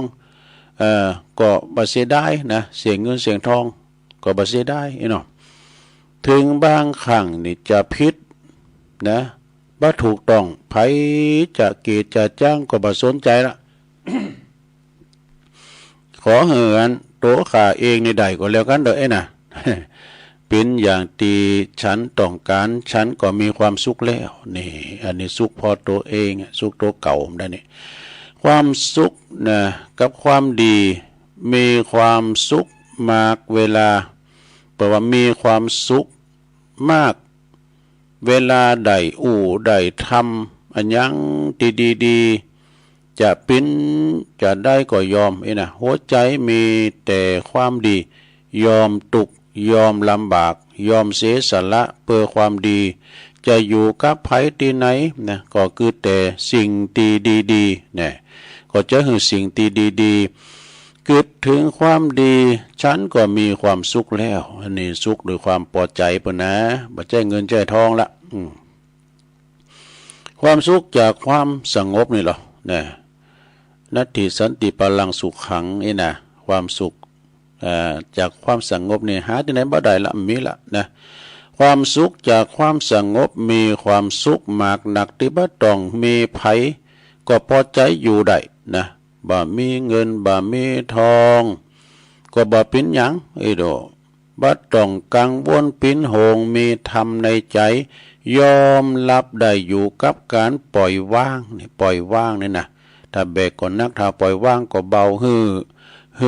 นักที่สุดนะปล่อยวางให้นักที่สุดบ่ยึดมั่นถือมั่นจนเกินไปอยู่คนเดียวอยู่กับความสงบก็สบายดีมีความสุขแล้วนี่เนี่ยเพราะว่าขอให้เฮาพิจารณาตนเองว่าเฮาอยู่ในสุขลักษณะไหนอยู่ในลักษณะไหนถูกต้องเหมาะสมเพียงใดเฮาควรแก้ไขพัฒนาตนเองไปในทางทิศไหนนี่ในเรื่องนี้ในเรื่องของความสุขคิดดูดีๆนี่สุขมีหลายแบบอย่างตุลุงไกวานะสุขเฮามีข้าวไว้กินสุขเฮามีแผ่นดินไว้อยู่มีคุ้มโหหอเฮินนี่สุขมีกูนอนนำมีสีสามีภรรยาอยู่เป็นกูนอนนำนะเป็นตีปลอบอกปลอบใจเป็นกูตุกกูอยากด้วยกันหักกันแป้งกันเป็นโพแก้วเมแสงโพแป้งเมหักนะลูกหลานหนักลูกหลานหลายก็อยู่ในถอยฟังกรรมได้ทำการทำงานดีๆที่สังคมยอมรับนะเนาะสถาจบปริญญาแล้วเนาะก็ไปจะร้องกันบุรพัตตาคารน่ะบอกเขาไปเมื่อเนาะ อีก็ไม่ถูกอ่ะก็ต้องอัน เจิดชูกำจูปอเมกะกันมีเท่าแก่สองคนนี่นะโอ้ยเฮาในเห็นบัดจบนี่นะบ่ได้ข้ามถึงน้ำฝั่งกำหน้าแล้วกันมีสองเท่าในปดลูกขายให้ใครหน้าสูงเฮาหามเฮาเห็นเสียงโง่ขี้โตควายขี้โตนี่นะควายอีเผอควายแม่เบนควายปูเบะโดยเสียงไปหมดขายส่งลูกเต่าเห็นแล้วก็ได้จบปริญญาอันนี้ก็เนี่ยอันนี้เป็นการเรียกว่าตอบแทนบุญคุณนะตอบแทนบุญคุณใจหนีไหมแล้วนะเอาใจหนีเก่าลูกเอาใจหนีเก่าเนาะสุขแถมแบบหนึ่งโดยศรัทธาญาติโยมความพอใจอย่างไรจึงเป็นสุขนี่ความสุขมีมากมายที่เกิดขึ้นจากความพอใจของเฮาเพราะสุขนั้นเกิดจากความพอใจนี่แต่ในความพอใจมีความสุขก็ต้องพิจารณาถึงความถูกต้องด้วยนะสุขจากหยังสุขจากอะไรนะความสุขนั้นเป็นอย่างไรที่สุดของความสุขแล้วจะเป็นอย่างไรความพอใจบางอย่างเกิดจากการตามใจของตนเองนั่นตามใจตัวเก่าทำอะไรทำตามใจตัวเองอันนี้ก็บดีซึ่งก็แต่ละคนนั้นก็อาจจะมีความคิดความเข้าใจบ่เหมือนกันนะมันมีกิเลสตัณหามีสติปัญญาต่างกันศรัทธาญาติโยมทั้งหลายการตามใจปิ้นก็เป็นส่วนหนึ่งที่ทำให้เกิดความสุขแต่จะเป็นความสุขที่สมควรที่ถูกต้องไหมนี่นะในสิ่งที่เราอยากจะทำนี่นะเป็นว่าความพอใจบ่ปิ้นโตดเนี่ยความพอใจที่ไม่เป็นโทษมันเป็นอย่างไรบ่ทำให้ตนเองปิ้นโตดเดือดร้อนจนเกินไปหรือทำให้คนอื่นปิ้นโตดลำบากไปโดยอันบ่มีความบ่มีจำเป็นนะโดยบ่จำเป็นบางครั้งการกระทำตั้งหลายเหล่านั้นนี่อย่างนี้ก็บ่สมควรกลายเป็นโตดตามมาซึ่งบางอย่างคนที่บ่เข้าใจหรือว่าด้วยอุปนิสัยนะความเคยชินก็ฮู้แต่อดบ่ได้ก็กึดว่าแค่นี้มันเป็นหยังหน่อยเดียวนี่นะก็จะบ่เป็นหยังนะก็ค่อยๆว่ากันทีหลังก็ว่ากันทีหลังเด้อแล้วเป็นหยังบ่อีกเป็นหยังนะความพอใจที่ถูกต้องบ่ทำให้เกิดความเสียหายถูกต้องตามหลักตามระเบียบกฎเกณฑ์ในการปิ้นอยู่รวมกันถึงแม้บางครั้งก็จะดูว่าลำบากบ่ถูกใจเฮาหรือบ่ถูกใจคนอื่นทำให้คนอื่นบ่พอใจเฮาก็ต้องยอมเพื่อความถูกต้องเปิดบ่ปิ้นโตตามมาทั้งเฮาและก็ผู้ที่ส่วนเกี่ยวข้องโดยถ้าปิ้นอันตรายหนักแก้ไขบ่ได้ก็จำเป็นที่เฮาจะต้องแยกตนเองออกจากสิ่งเหล่านั้นเป็นสิ่งที่เฮาบ่ควรทำนี่มันบ่เข้ากับสังคมส่วนรวมทั้งหลายก็เลิกนะความพอใจในสิ่งที่มีคุณค่าพอหันประโยชน์ในปัจจุบันแล้วประโยชน์ในที่จะตามมาทั้งส่วนตนและก็ส่วนรวมอันนี้ก็จะใจปัญญาพิจารณาหรือมีผู้รู้ผู้เข้าใจให้การแนะนำเป็นแบบอย่างถึงแม่ต้องใจเวลาใจความอดทนใจความทุกข์ยากลำบากแล้วก็ต้องยอมนะก็ต้องยอมถ้ามือเกิดคุณค่าที่แท้จริงคุณค่าที่บ่เป็นประโยชน์คุณค่าที่บ่ใจแค่ความถูกต้องของเฮาพิจารณาถึงความพอใจของเฮาว่าอยู่ในระดับไหนอย่าประมาทนี่เป็นว่าอย่าประมาทยอมรับความจริงแก้ไขพัฒนาก่อนที่จะสายเกินไปเลิกในสิ่งที่ดีๆที่ควรทำนี่ใจ จบลงไปซะละอันนี้ก็เอามาเก๋คัดเวลาไปหน่อยเนาะศรัทธาญาติโยมต่างหลายต่อไปตุลุงจะเอาตัวจุยในใส่ทำหน่อยเรื่องหยังโตเรื่องมุทิตานะมุทิตาก็เป็นหนึ่งในพรหมวิหารธรรมเนาะมุทิตานี่เป็นจะได้มุทิตาความพลอยยินดีที่จะแต่เป็นจะได้ก็จะลองฟังพอนะมุทิตาเนี่ยนะมุทิตานี่ความมุทิตานี่พลอยยินดีเนอะบ่คอยบ่โยนไผเปิ้นมังมีสีสุขได้ดิบได้ดีก็พลอยยินดีเปิ้นเรียกว่ามุทิตาจิตนี่นะเวลาครูบาอาจารย์ก็ดีเปิ้นจะร้องผัดยศให้เฮาไปแสดงมุทิตาจิตนี่นะถ้าว่าคุณเฒ่าคุณแก่เปิ้นเสี่ยงบุญไปเฮาก็ไปแสดงความอาลัยนี่นะเนาะมันเป็นคำอย่างหนึ่งนะมุทิตาเนี่ยเปิ้นมีคำกลอนลงหน้าให้หน่อยว่าการยินดีในบุญที่คนอื่นสร้างเหมือนปูทางการวางใจให้เหมาะสมมุทิตาอยู่เนืองนิดไม่ริษยาคนจะหลุดพ้นความร้อนใจไปถูกทางนี่เป็นว่าการมุทิตาจิตเนี่ยยินดีในการที่ว่าคนอื่นเนี่ยนะทำดีหรือว่าได้ดีเจริญรุ่งเรืองก้าวหน้าในชีวิตการงานของเปิ้นเนาะก็เหมือนกับการฝึกจิตฝึกใจของเฮาปล่อยวางบริษยาภัยเมื่อภัยได้ดิบได้ดีกว่าตนนี่สดาเด้อไปคอยเบิ่นลงเด้อเพราะว่าเฮาอยู่เพิ่นว่าเพราะฮู้อยู่เต็มอกว่าวาสนาภัยก็วาสนามันวาสนาใครก็วาสนาใครมันบ่เหมือนกันเนาะมีสูงมีต่ำมีดำมีขาวมันเอามาเปรียบเทียบกันบ่ได้หรอกนะเพราะว่านิ้ว5 นิ้วนี่นะมันยังสั่นยาวบ่เท่ากันเลยแล้วเฮาทุกชีวิตนี่นะทุกชีวิตจะเกิดมามีบุญวาสนาเท่ากันอย่างได้บ่ได้เนอะศรัทธาคุณเฮาสร้างบุญมาบ่เหมือนกันนะเพราะว่าต้นทุนชีวิตของทุกคนสร้างมาไม่เท่ากันนั่นเองนี่บางคนนะศรัทธา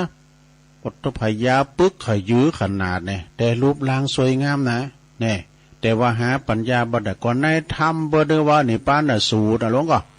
นะบางคนในปวดโตเป็นคุณลำคุณโรยนะเนาะแต่เป็นพยาธิพยามมันเป็นเนี่ยนะกรรมภัยกรรมมันเพราะว่าคนอื่นเขาได้เป็นโหนานะได้เป็นผู้จัดการได้เป็นเป็นว่าได้เป็นเจ้าของบริษัทนี่นะเนาะแต่ว่ามันบ่ได้หมายความว่าเฮาจะต้องได้เป็นเหมือนเขาเสมอไรแต่กันเนาะเพิ่นเป็นก็ปล่อยเพิ่นเป็นไปก็บุญเก่าของเพิ่นสร้างสมมาเนาะบุญไผบุญมันลงเด้อวาสนาของคุณเฮานี่มันก็วาสนามันบ่เท่ากันนะบหารว่าเฮาเนี่ยจะต้องไปตุกร้อนอย่างเลยบ่ต้องตุกร้อนอกร้อนใจหรือว่าเดือดร้อนอย่างเตียนเขาได้อยู่แล้วในตำแหน่งนั้นๆโตนะคุณมาถามเขาได้ตำแหน่งเขาซื้ออันนั้นบุญเบิ่งกะก็บุญสตังค์เบิ่ง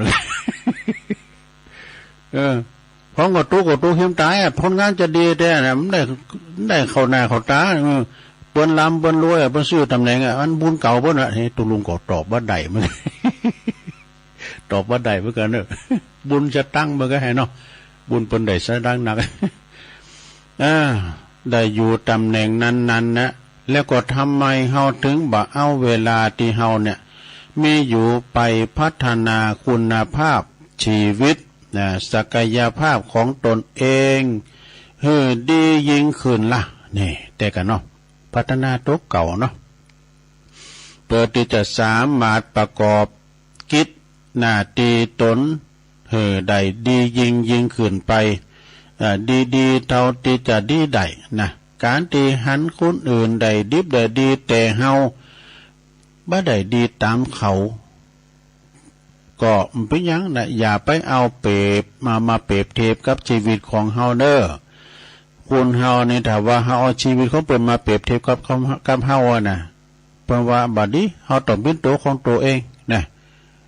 ภูมิปัญญาภูมิโหภูมิธรรมเฮาไปเปรียบเทียบกันบ่ได้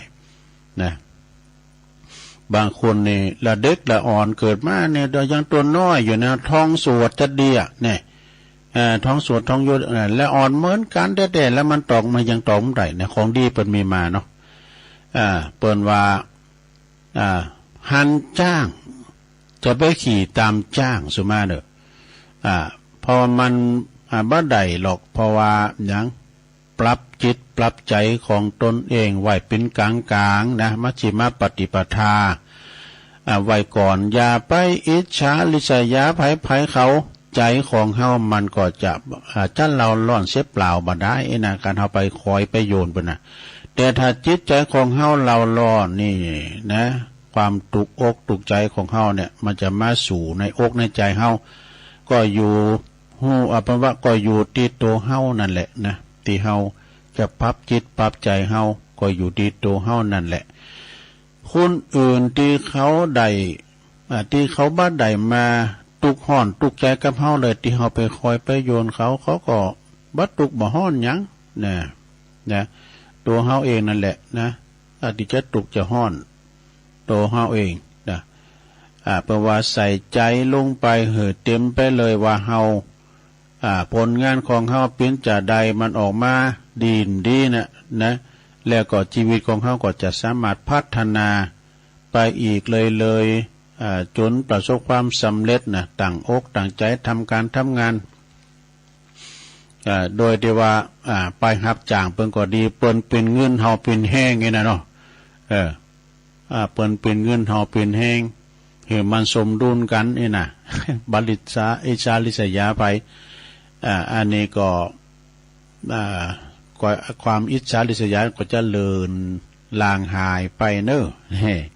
ว่ามันมีอันนี้หน่อยนะหรอมันมีเยอะอันนี้เป็นคำกรกันเนี่ยมุทิตามาร่วมบุญขอหนุนส่งร่วมยินดียามมีคนเจริญก้าวหน้าได้ฝึกใจมายินดีร่วมมุทิตาแสดงออกด้วยศรัทธาและจริงใจเนี่ยฝึกให้ชินยาเม่นใครให้บอบช้ำเพราะทุกเหตุมีผลกรรมจงจำไว้แค่มุทิตาคงไม่ยากจนเกินไปเพียงศรัทธาอย่าสงสัยในสิ่งที่ทำนี่แค่คำร่วมอนุโมทนาไม่น่ายากจะต้องออกมาจากใจในขณะนั้นอย่าเอาใจลิษยามากระทำเพราะผลกรรมที่ได้นั้นมันผิดทางเนี่ยคนทำดีมีแนวทางวางใจพร้อมจะไม่ยอมทิ้งล่องลอยให้ใครคอลหาไม่จำเป็นต้องมีสิ่งเชิดหน้าชูตาทิ้งล่องลอยให้ใครตามหาเพื่อมาเชิดชูก่อนบนจะดีตุลุงเอาบรรลุมันเอาสุมาเด้อเอาให้ได้อีกก่อนเนาะสะท่าเนาะจบลงไป เป็นคำก่อนแถมท้ายก็เป็นกรรมคติธรรมมาในธรรมพองเนี่ยก็เอามาเล่าสู่จู้กันฟังสนาญาโยมทดแทนเวลากันไปมินี่ทำบทหนึ่งอันนี้ก็มาจากในอินเทอร์เน็ตเหมือนกันเด้อนะโอ้ว่าชีวิต โอ้ว่าชีวิตอันนี้เพิ่นก็จะนับถึงเวลาวันน่ะว่าเดินปีของเฮานี่อายุของเฮานี่เพิ่นว่าอายุเฮานี่เมื่อว่า40ปีนี่เห็นสูงว่ะเห็นสูงกับเห็นต่ำมันก็เหมือนกันแน่คนเห็นน้อยอาจจะหาเงินได้หนักกว่าคนเห็นหนักแน่อันนี้เอาแหนมได้นะเนาะอันนี้เมื่ออายุเฮา40ปีเด้อ40ปีนี่เยการมันฟ้าผ่าเด้อ แล้วก็เมื่อว่าอายุเฮา50 ปีนั่นหรอสาวน้อยดำเจ็บใจเมื่ออายุเฮา50 ปีนี่สวยกับขี้เลงามกับบ่งามเลยนะก็เหมือนกันเพราะว่าคุณจะโรยเพียงใดอายุปูนนี่แล้วมันอยากที่จะปกปิดความเหี่ยวความรวยแรง ความจุดด่างดำใดแน่ได้กันเนาะเวลา50 ปีเนี่ยร่างกายก็ลดหน่อยถอยลงไปบ่าแห้งก็ไม่ค่อยมีไปนะอันนี้อายุ50 ปีแต่ถ้าอายุ60 ปีแล้วมันเป็นสวแล้วขึ้นเต้นแล้วขึ้นเต้นเป็นสวแล้วนะได้รับเบี้ยยังชีพได้รับกินเงินเดือนละเมื่ออายุ60 ปีตำแหน่งสูงหรือว่าต่ำนั้นก็เหมือนกันเด้อหลังเกษียณแล้วเนี่ยแม่แต่ลูกจ้างก็มองไม่เห็นหัวเจ้านายดู แม่แต่ลูกจ้างก็นี่มองไม่เห็นตัวไม่เห็นหัวเจ้านายนะอันนี้อายุ60 ปีเนอะแต่ถ้าหากว่าเฮาเมื่ออายุเฮา70 ปีหรอนะอายุ70 ปีนี่นะบ้านใหญ่หรือว่ากับบ้านเล็กนะเพราะว่าบ้านใหญ่กับเล็กก็เหมือนกันนะเพราะว่าพอข้อเสื่อมตามเดินลำบากเขา ก็คือ คอเฮามันจะเสื่อมแล้วเดินเหินไปไหนก็ลำบากก็จะต้องการเพียงแต่ว่านิดเดียวเพื่อหนังนะเตี้ยวไปหน่อยเด้อไข่หนังไงนะมันเตี้ยวก็อยากจะไปแต่นะไปตีหันนี่นะเตี้ยวไปหน่อยก็มอยนะอีดพร้อมยังพอคอเฮามันเสื่อมพอข้อเสื่อมเดินลำบากเข้าคุณก็ต้องการที่เพียงนิดเดียวเปื้อนหนังโอ้ขอหยอบหนังเหนียกำเตอนะเดียวไปไกลว่าได้แล้วเนาะแล้วก็เมื่อเฮาอายุ80 ปีอายุ80 ปีนี่เท่ากับพระชนมายุของพระพุทธเจ้ามันมีพระชนมายุ80 ปีกันเด้อนะเมื่อว่าเฮามีอายุถึง80 ปีมีเงินกับบ่มีมันก็เหมือนกันนั่นน่ะนะแม่ว่าคุณอยากจ่ายเงินคุณก็บ่ฮู้จะซื้อหยังเนาะ80 ปีนี่นะจะซื้อหยังซื้อเตี๋ยวซื้อเสือเนี่ยก็มานุงก็มันมีหมดแล้วนะ มีเงินมีคำก็ไม่เคยมีความหมายน้ำจางจะไปซื้อหยังอายุ80 ปีนี่นะแล้วก็อายุ90 ปีหรอไข่ก็ตายไข่ก็ตายแต่ความจริงมันมี100ก็มีนะแต่ว่าวันซื้อนี่ตัวลุงไปจุงศพไปเสียศพที่หลายปีนี่บ้านตาใหม่แม่อุ้ยจันแม่อุ้ยหมอนจันการทับเป่งเนี่ยอายุ102 ปีซะนะเปิ้นเสียแก่ชีวิตไปโอ้ยคุณหนักขนาดเด้อลูกหลานเปิ้นหลายอายุเป็นร้อยปีนี่ก็หายากอันนี้เมื่ออายุคุณ90 ปีรับหรือว่าตื่นก็เหมือนกันเด้อตื่นแล้วเปิ้นว่าถ้าตื่นแล้วคุณก็ยังบ่ฮู้ว่าจะทำอย่างดี จบซะดาอันนี้ก็เป็นข้อคิดเด้อศรัทธาญาติโยมทั้งหลายเป็นข้อคิดให้ได้ฟังกันเนาะอันนี้เป็นหยังครับ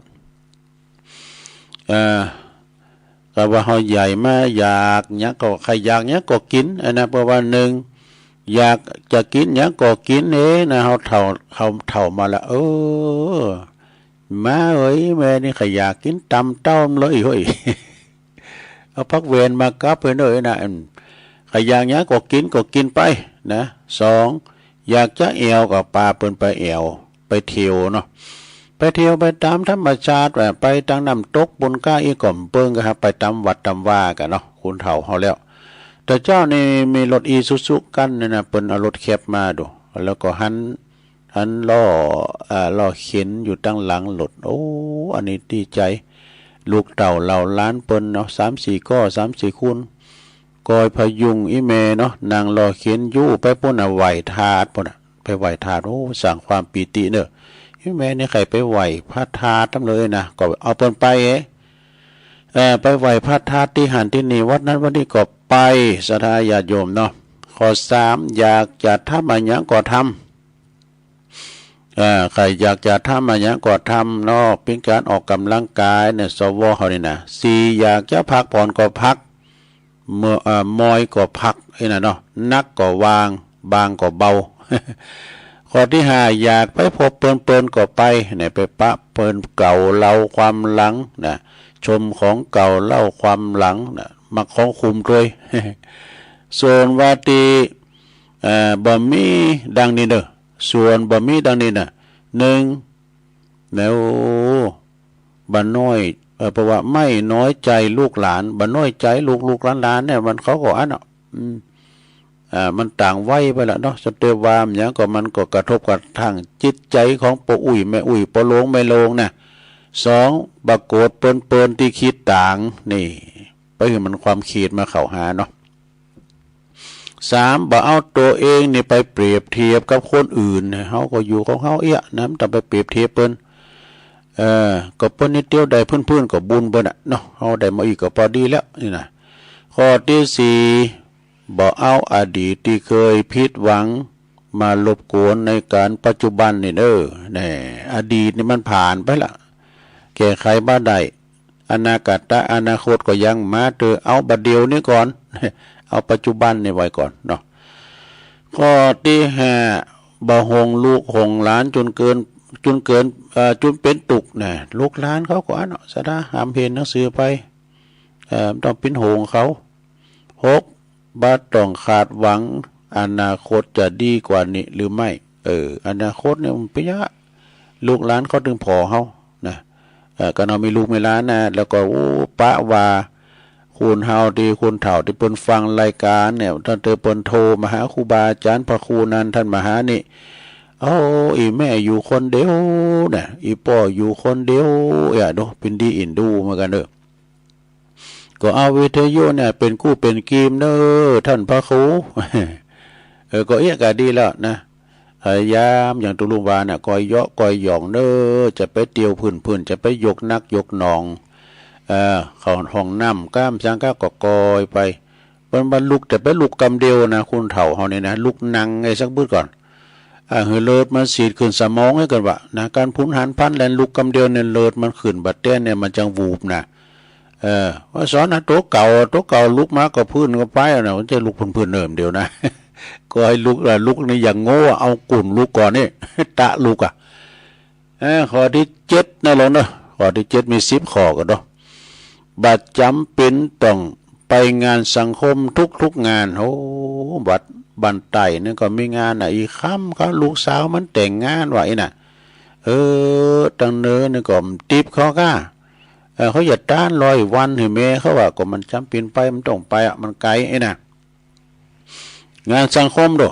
บึดกอดตั้งเนื้อบึดกอดตั้งไตน่ะตัวภาษีสังคม ตั้งใดก็ดีไป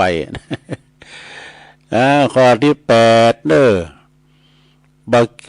บักขี้ข้านเดินแล้วก็บักขี้ข้านหายใจไม่ขี้เกียจเดินและขี้เกียจหายใจพระขี้ข้านหายใจก็ไปดีเนาะอาจารย์วรรณชัยบอกว่าหายใจเขาเลิกพอลุ่มหายใจเฮาน่ะไปหายใจขวางได้หมอเพิ่นก็ถึงบอกด้วยหายใจเข้าลึกๆเนอะทุลุงหายเข้าถึงปอดด้วยนะแล้วก็ก้อยปล่อยมันออกมาหมอยังสอนเฮาอยู่นะหายใจเข้าลึกแต่ไปหายใจสั้นเนี่ยหายใจนี่จะไปขี้ข้านหายใจนะลงเด้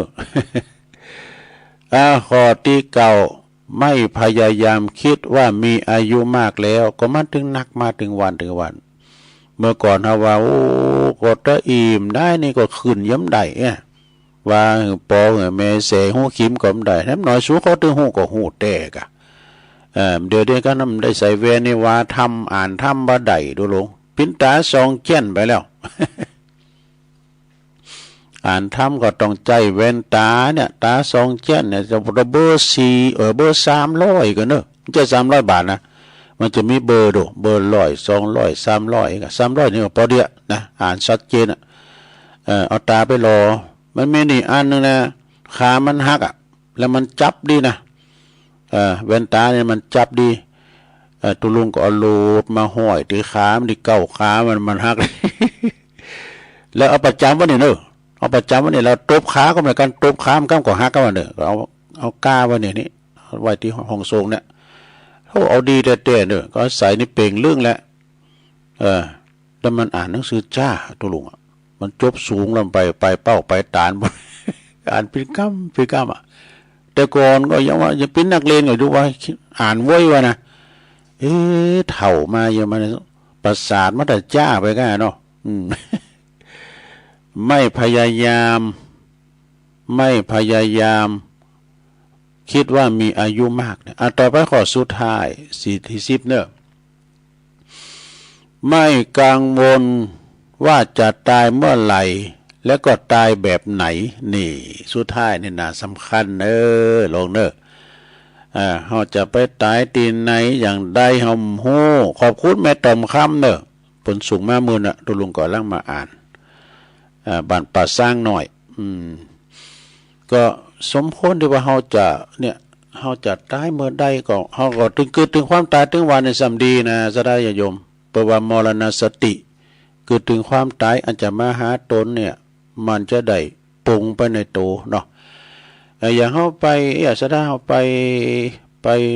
ปงานศพนะเปิ้นก่อตายเฮาก่อตายเพราะว่าคิวไปคิวมันนี่นะเนาะสดาเป็นคิวนะเพราะนั้นสดาญาติโยมทั้งหลายเนาะต้นแก้วเนาะสบายดีต้นแก้วเดี๋ยวผมรอปิกนะครับตัวปีว่าครูศิริรัตนะก็ตัวปีวัดต้นแก้วเจ้าคณะตำบลปุจเขากำเขากำปัจจ้านะเขากำปัจจ้าบ้านเหล่าสันปิง14 ถึง 22ไอ้ก็หาเนาะเดี๋ยวผมโทรปิกนะครับอันนั้นก็สดาญาติโยมเวลาว่าเฮามีการไม่งานเนาะเดี๋ยวไฟฟ้าพี่ครับได้ยินอยู่ครับผมออกรายการเนี่ยบุ๊ดโพโทปิกอ่ะโอ้ไปตั้งปุ่งจ้อมาครับพี่ไปตั้งปุ่งจ้อป่ะนะ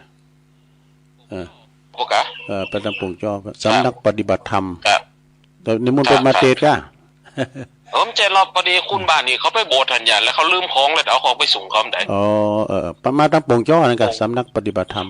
ได้หรอครับภาษาครับปุ่งจ้อไปตั้งปุ่งจ้อ